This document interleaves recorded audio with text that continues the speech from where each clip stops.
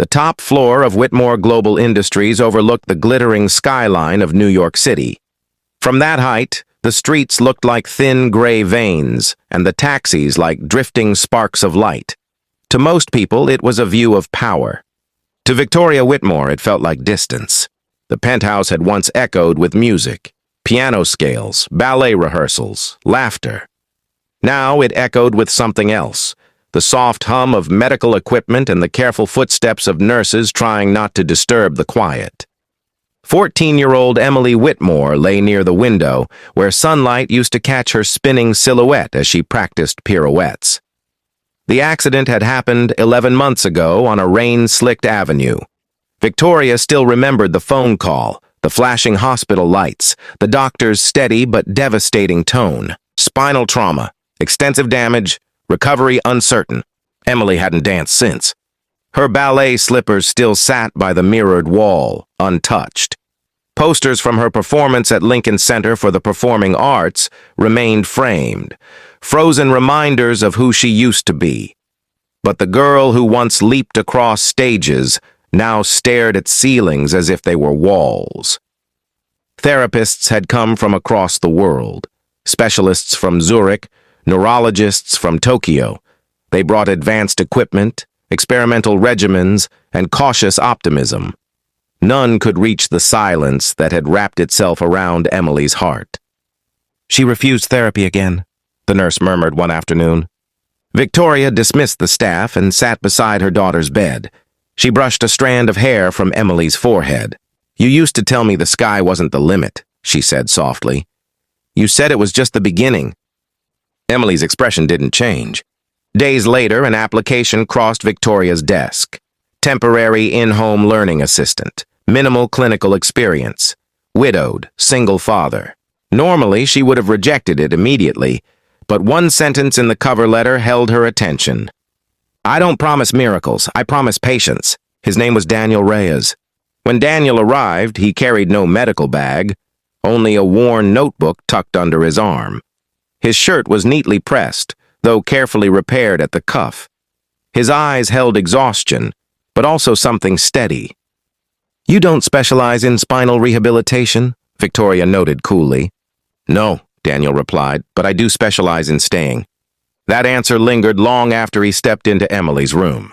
Emily barely acknowledged him. Daniel pulled up a chair beside her bed and placed the notebook gently on the blanket. "I'm not here to teach algebra," he said quietly. "I'm here because my son and I are stuck on a story. Our hero doesn't know how to fly." No response. He leaned closer, lowering his voice. "I think she forgot she has wings." Still silence. He stood to leave, then paused. Softly, almost like a secret shared with the air, he whispered, "I'll help her." For the first time in months, Emily's eyes. The next afternoon, Daniel Reyes returned with a small box of crayons and the same worn notebook tucked under his arm. He didn't begin with questions about therapy or homework. He simply pulled his chair close to Emily Whitmore's bed and opened to a blank page. "Yesterday," he said lightly, "we decided our hero forgot she had wings. That's a problem." Emily stared at the page. "So today," he continued, "we figure out how she remembers." Silence stretched between them, but it felt different now, not heavy, waiting. "What's her name?" he asked. Emily's lips parted slightly. Her voice was rough from months of disuse. "Ava." Daniel nodded as if that settled something important. "Ava it is." They began slowly. Daniel wrote while Emily whispered ideas. A city suspended above the clouds, towers made of glass and light, a little like the headquarters of Whitmore Global Industries, though neither of them said that aloud. Ava wasn't injured. She was grounded by doubt. Her wings weren't broken, just folded too tightly. Day by day, the story grew. When physical therapists arrived, Daniel didn't leave. Instead, he tied the exercises to the story. "Ava has to strengthen her arms to climb the lighthouse," he'd say gently. Emily began cooperating, not for the therapists, not even for her mother, Victoria Whitmore, but for Ava. Weeks passed.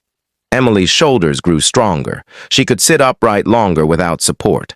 Her laughter, once absent, started appearing in brief, surprising bursts when Daniel added dramatic voices for side characters. One afternoon during therapy, something small happened. "Try again," the therapist encouraged softly. Emily concentrated. There, a faint movement in her left foot. Barely visible, but real. The room fell silent. Victoria, watching from the doorway, covered her mouth as tears slipped down her cheeks. It wasn't a miracle. It wasn't a sudden recovery. It was hope, tangible and undeniable. Months later, the story was complete. At a foundation event hosted at Carnegie Hall, Emily sat confidently in her wheelchair, holding the first printed copy of Borrowed Wings. The new arts initiative her mother launched would support children facing physical challenges, a promise that no dream would be dismissed as impossible. When Emily spoke into the microphone, her voice carried clearly through the hall. "There was a time I thought my story ended," she said, "but someone reminded me that even if you can't stand, you can still rise." Her eyes found Daniel in the crowd. He hadn't given her wings. He had simply stayed long enough for her to unfold them herself.